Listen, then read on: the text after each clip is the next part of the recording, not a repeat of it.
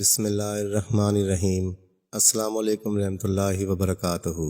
بہت دنوں کی بات ہے، کسی ملک میں ایک بادشاہ تھا۔ اس کی صرف ایک لڑکی تھی۔ بادشاہ اور ملکہ اس سے بڑی محبت کرتے تھے، اس کی ہر خواہش پوری کرتے اور ہر وقت اس کے ناز برداری میں لگے رہتے تھے۔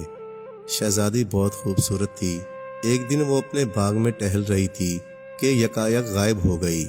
محل میں کوہرام مچ گیا، ملازم اور باندیوں میں ہلچل پڑ گئی۔ ملازم اپنے حواس کھو بیٹھے، ہر جگہ اسے تلاش کیا، مگر شہزادی کا کچھ پتہ نہ چلا۔ بادشاہ اور ملکہ کا مارے غم کے برا حال تھا۔ وہ ان کی اکلوتی اولاد تھی اور محل کی رونق تھی۔ ملکہ کو تو ایسے چپ لگ گئی تھی کہ وہ بت بن کر رہ گئی تھی۔ آخر بادشاہ نے ملک بھر میں اعلان کرا دیا کہ جو کوئی شہزادی کو ڈھونڈ کر لائے گا اس سے شہزادی کی شادی کر دی جائے گی۔ ملک بھر کے لوگوں نے اعلان سنا۔ بہت سے فوجی افسر، شہزادے، سوداگروں کے بیٹے، امیروں کے لڑکے اپنی قسمت آزمانے کے لیے نکل کھڑے ہوئے۔ ہر شخص کی خواہش تھی کہ وہ شہزادی کو ڈھونڈنے نکلے تاکہ اس سے شادی کر سکے۔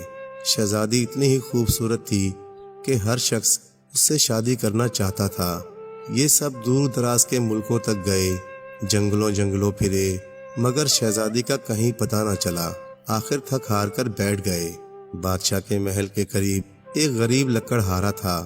اس کا صرف ایک لڑکا تھا، اس کا نام حارث تھا۔ اس نے بھی شہزادی کو تلاش کرنے کا ارادہ کیا، مگر اپنے باپ کو اصل وجہ بتانے کے بجائے، ابا اب میں کافی بڑا ہو گیا ہوں، اب مجھے کمانا چاہیے، اس لیے میں چاہتا ہوں کہ کام کی تلاش میں نکلوں۔ باپ نے بیٹے کی طرف محبت سے دیکھا اور کہا، تمہیں روپے کی ضرورت ہوگی، مگر تمہارا باپ بڑا غریب ہے۔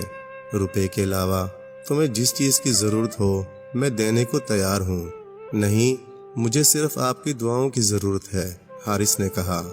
اس نے اپنی ماں سے کہا کہ روٹی پکا دے تاکہ راستے میں اسے تکلیف نہ ہو۔ پراٹھے ایک رومال میں باندھ کر حارث روزگار کی تلاش میں روانہ ہو گیا۔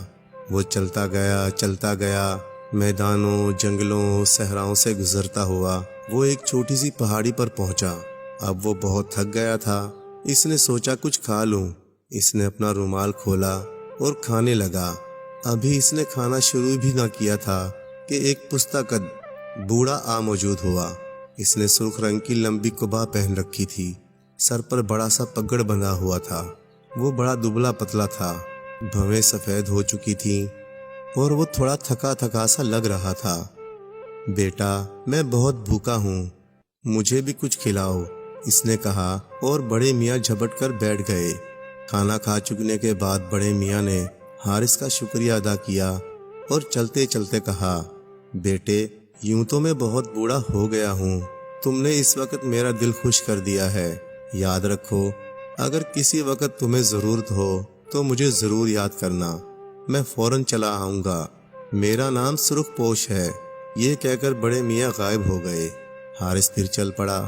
شام ہوتے ہوتے وہ ایک کنویں پر پہنچا۔ بھوک پھر لگنے لگی تھی، یہاں پانی بھی میسر تھا۔ حارث نے سوچا، کھانا کھانے کے لیے یہ اچھی جگہ ہے۔ اس نے اپنا رومال کھولا، کھانے کا ارادہ ہی کر رہا تھا کہ ایک اور بوڑھا آدمی آ موجود ہوا۔ یہ بھی ننھا منا دبلا پتلا تھا، ویسی ہی سفید بھویں۔ اس نے ہرے رنگ کی قبا پہن رکھی تھی اور سر پر عجیب وضع کی پگڑی تھی۔ بیٹا، میں بھوک سے مارا جا رہا ہوں، کیا تم مجھے اپنے ساتھ شریک نہ کرو گے؟ بڑے میاں نے کہا۔ ضرور، حارث نے کہا اور بڑے میاں کو ساتھ بٹھا لیا۔ کھانا کھانے کے بعد دونوں نے کنویں کا میٹھا اور ٹھنڈا پانی پیا۔ اب بڑے میاں نے حارث کا شکریہ ادا کیا اور رخصت چاہی۔ جاتے وقت انہوں نے کہا، میں تمہارا یہ احسان کبھی نہ بھولوں گا۔ اگر تم پر کبھی برا وقت پڑے تو مجھے ضرور یاد کرنا۔ میرا نام سبز پوش ہے، بس میرا نام لے کر آواز دے دینا۔ یہ کہہ کر بڑے میاں اٹھ کھڑے ہوئے اور فوراً ہی نظروں سے اوجھل ہو گئے۔ حارث پھر چل پڑا۔ چل سو چل وہ ایک درخت تک جا پہنچا۔ یہ بڑا گھنا اور سایہ دار درخت تھا۔ آس پاس دور دور تک سبزہ لہلہا رہا تھا۔ اس کی طبیعت خوش ہو گئی۔ وہ تھوڑا آرام کرنے کے لیے درخت کے سائے میں بیٹھا رہا۔ ابھی وہ بیٹھا ہی تھا کہ فاختاؤں کا ایک جھنڈ اڑتا ہوا وہاں پہنچا۔ اور حارث کے سر پر منڈلانے لگا۔ اوہو، یہ بھوکی ہیں، حارث نے دل میں سوچا۔ مجھ سے زیادہ روٹی کی انہیں ضرورت ہے۔ اس نے فوراً اپنا رومال کھولا، روٹی نکالی اور ان کے ٹکڑے ٹکڑے کرنے لگا۔ ننھے ننھے ریزے کر کے اس نے سامنے ہی ڈال دیے۔ فاختائیں زمین پر اتر آئیں اور حارث کے پاس آ کر بولیں، تمہاری مہربانی کے لیے شکریہ، ہم سب بھوکے تھے، تم نے ہمیں کھانا کھلایا۔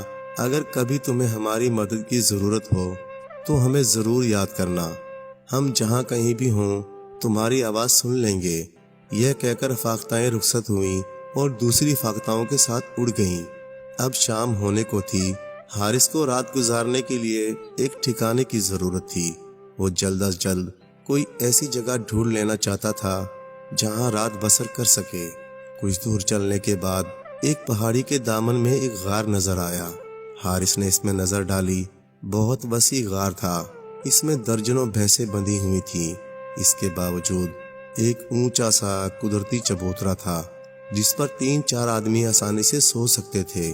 اس نے سوچا ان بھینسوں کا رکھوالا بھی ہوگا، اس لیے رات یہیں گزارنا چاہیے۔ ابھی حارث بستر کر ہی رہا تھا کہ ایک عجیب سی عورت غار میں داخل ہو گئی۔ تم کون ہو اور یہاں کیا کر رہے ہو؟ جادوگر بڑھیا نے کہا۔ میں مسافر ہوں، بہت دور سے چل کر آیا ہوں، تھک کر چور ہو گیا ہوں اور رات یہاں گزارنا چاہتا ہوں۔ اگر کچھ حرج نہ ہو تو مجھے رات بھر یہاں رہ لینے دو، حارث نے ہمت کر کے کہا۔ جادوگر بڑھیا نے کچھ سوچ کر کہا، تم صرف ایک شرط پر یہاں رات گزار سکتے ہو، اور وہ یہ کہ تم وعدہ کرو کہ صبح تم وہی کچھ کرو گے جو میں کہوں گی۔ ہاں یہ ٹھیک ہے، میں وعدہ کرتا ہوں، حارث نے بغیر سوچے سمجھے کہا۔ وہ تھکن سے چور تھا اور آرام کے علاوہ اسے کسی چیز سے دلچسپی نہیں تھی۔ بہرحال معاملہ طے ہو گیا اور جادوگر بڑھیا چلی گئی۔ دوسرے دن ابھی حارث جاگا ہی تھا کہ بڑھیا آ دھمکی اور بڑے تحکم سے بولی، یہاں سے جانے سے پہلے تمہیں ایک کام کرنا ہے۔ اس غار کو اچھی طرح صاف کر ڈالو، پھر بھینسوں کے آگے نیا چارہ ڈالو اور یہ سب کام میری واپسی تک کر ڈالو۔ اگر اس وقت تک کام ممکن نہ ہوا تو خیال رکھو میں تمہارا گلا گھونٹ ڈالوں گی۔ یہ کہہ کر جادوگر بڑھیا روانہ ہو گئی۔ اب حارث بڑا گھبرایا۔ منو چارہ زمین پر پڑا تھا، اس کی صفائی تو وہ 3 دن میں بھی نہیں کر سکتا تھا۔ اس نے خدا کا نام لے کر بیلچہ اٹھایا اور چارے میں گاڑ دیا۔ وہ زور لگاتا ہی رہا مگر بیلچہ ٹس سے مس نہ ہوا۔ وہ گھبرا گیا۔ اچانک اسے اپنے دوستوں کا خیال آیا اور اس نے ہانک لگائی، میاں سرخ پوش آؤ، مجھے تمہاری مدد کی ضرورت ہے۔ یکایک اس نے دیکھا کہ سرخ لباس والے بڑے میاں سامنے کھڑے ہیں۔ انہوں نے حارث کو ایک طرف ہٹایا اور کہا، چلو بیلچے اپنا کام کرو۔ بڑے میاں کے منہ سے یہ الفاظ نکلنے ہی تھے کہ بیلچے نے اپنا کام شروع کر دیا۔ تمام پرانا چارہ ایک طرف کر کے نیا چارہ بھینسوں کے آگے ڈال دیا گیا۔ چند منٹوں میں سارا کام بڑھیا کی مرضی کے مطابق ہو گیا۔ حارث نے سرخ پوش کا شکریہ ادا کیا اور بڑے میاں خوش خوش روانہ ہو گئے۔ سرخ پوش کے جانے کے تھوڑی دیر بعد ہی بڑھیا بھی آ گئی۔ اس نے دیکھا کہ سب کام بڑے سلیقے سے کیا گیا ہے۔ اس کی حیرت کی انتہا نہ رہی۔ اس نے کہا، میاں لڑکے، یہ کام تم خود سے ہرگز نہیں کر سکتے تھے، اس میں ضرور کوئی تمہارا شریک ہے، مگر خیر کوئی بات نہیں، کل پھر دیکھا جائے گا۔ یہ کہہ کر بڑھیا دروازے سے باہر نکل گئی۔ دوسرے دن صبح ہی صبح بڑھیا پھر آئی اور اس نے حارث سے کہا، یہ میرا گدا ہے، اس میں پر بھرے ہوئے ہیں، ان پروں کو باہر میدان میں لے جا کر دھوپ دو، لیکن خیال رکھو اگر اس میں سے ایک بھی پر کم ہوا تو تمہاری خیر نہیں، تم اپنی جان سے ہاتھ دھو بیٹھو گے۔ یہ کہہ کر جادوگر بڑھیا پھر غائب ہو گئی۔ یہ بڑا مشکل کام تھا۔ حارث ہمت کر کے اٹھا، گدا باہر میدان میں لے جا کر رکھا، گدے کا منہ کھولا اور پروں کو دھوپ میں رکھ دیا۔ ابھی اس نے پروں کو ڈھیر کیا ہی تھا کہ ہوا کا جھونکا آیا اور پروں کو اڑا لے گیا، ایک بھی پر باقی نہ بچا۔ اب تو حارث بہت گھبرایا۔ یا الہی، اب میں کیا کروں؟ اس برے وقت میں پھر اسے اپنے دوست یاد آئے۔ میاں سرخ پوش، بھائی سبز پوش، پیاری فاختاؤ، آؤ جلدی آؤ، مجھے تمہاری مدد کی ضرورت ہے۔ جیسے ہی حارث نے آواز لگائی، سرخ پوش، سبز پوش اور فاختائیں موجود ہوئیں۔ فاختاؤں نے بکھرے ہوئے پر چننا شروع کیے، وہ ایک ایک پر اٹھا لائیں۔ سبز پوش اور سرخ پوش نے انہیں گدے میں بھر دیا۔ پھر سبز پوش نے اس میں سے ایک پر نکال کر حارث کو دیا، اسے اپنے پاس رکھو، جب جادوگر بڑھیا کہے کہ اس میں ایک پر کم ہے تو یہ اس کے منہ پر مار دینا۔ سبز پوش نے کہا، اور پھر وہ سب غائب ہو گئے۔ شام کے قریب جادوگر بڑھیا واپس آئی، اس کا گدا بچھا ہوا تھا، وہ اس پر لوٹے مارتی رہی، ٹٹولتی رہی اور پھر بولی، میاں لڑکے، اس بار تم بچ کر نہیں جا سکتے، میں نے آخر تمہیں پکڑ ہی لیا، اس میں ایک پر کم ہے۔ یہ کہہ کر بڑھیا حارث کی طرف لپکی۔ حارث نے فوراً ہی جیب سے پر نکال کر اس کے منہ پر دے مارا۔ یہ لو تمہارا پر، حارث بولا۔ پر بڑھیا کے منہ پر لگنا تھا کہ وہ الٹ گئی۔ تھوڑی دیر میں اس کی حواس ٹھیک ہوئی تو بولی، میاں لڑکے، تم تنہا یہ کام ہرگز نہیں کر سکتے تھے، مگر خیر میں پھر دیکھوں گی، یہ کہا اور غائب ہو گئی۔ دوسری صبح بڑھیا پھر دھمکی اور حارث سے بولی، آج تم ان بھینسوں میں سے ایک کو ذبح کرو، اس کی کھال اتار دو اور اس کا ایک بڑا تھیلا تیار کرو، اس کے سینگوں سے چمچ بناؤ، پھر اس کا گوشت کاٹ کر پکانے کے لیے بوٹیاں بناؤ۔ میرے پاس 50 بھینسیں ہیں، ان میں سے ایک صحیح بھینس ذبح کرو۔ اگر تم یہ سب کر گزرے تو میں تمہیں جانے دوں گی اور انعام بھی دوں گی، 3 انعامات جو تم لینا چاہو۔ لیکن اگر تم میرے آنے تک کام مکمل نہ کر سکے یا غلط بھینس ذبح کر بیٹھے تو میں تمہیں چٹ کر جاؤں گی۔ یہ کہہ کر جادوگر بڑھیا وہاں سے چل دی۔ اب حارث پھر پریشان تھا۔ اس بار پھر اس نے سبز پوش، سرخ پوش کی ہانک لگائی۔ دونوں فوراً ہی موجود ہوئے۔ وہ اپنے ساتھ ایک موٹی تازی بھینس بھی لائے تھے۔ انہوں نے فوراً ہی اسے ذبح کیا اور چھوٹی چھوٹی بوٹیاں کر کے ڈھیر کر دیا۔ سبز پوش نے کھال اتار کر منٹوں میں تھیلا تیار کر دیا۔ سرخ پوش نے بھینس کے سینگوں سے چمچ تیار کر دیے۔ سب کچھ منٹوں میں تیار ہو گیا۔ حارث کی جان میں جان آئی، اس نے اطمینان کا سانس لیا۔ اب حارث نے انہیں بڑھیا کی شرط بتائی اور ان سے پوچھا، بتائیے میں بڑھیا سے کیا انعام طلب کروں؟ انہوں نے حارث سے کہا، اس بڑھیا سے کہنا مجھے 3 چیزیں دے دو، وہ جو تمہارے بستر پر ہیں، وہ باکس تو تمہاری مسیری کے نیچے ہے اور وہ جو تمہاری مسیری کی دیوار کے پیچھے ہے۔ یہ رائے دے کر دونوں غائب ہو گئے۔ جب بڑھیا غار میں پہنچی تو بڑی پریشان ہوئی۔ لڑکے، تم یہ کسی دوسرے کی مدد کے بغیر ہرگز نہیں کر سکتے تھے، مگر مجبوری ہے، اچھا بولو تم کیا انعام چاہتے ہو؟ حارث بولا، وہ جو تمہارے بستر پر ہے، جو باکس میں تمہاری مسیری کے نیچے ہے اور وہ جو مسیری کی دیوار کے پیچھے ہے۔ حارث نے وہی جملہ دہرا دیا۔ اف لڑکے، یقیناً کوئی تمہاری پشت پر ہے، تم خود سے یہ انعام تجویز نہیں کر سکتے تھے، مگر کیا کروں، میں مجبور ہوں، تم نے میری جادو کی دھجیاں اڑا دی ہیں، میں تم سے وعدہ کر چکی ہوں، اس لیے اب تمہیں وہی کچھ دینا پڑے گا جو تم مانگتے ہو۔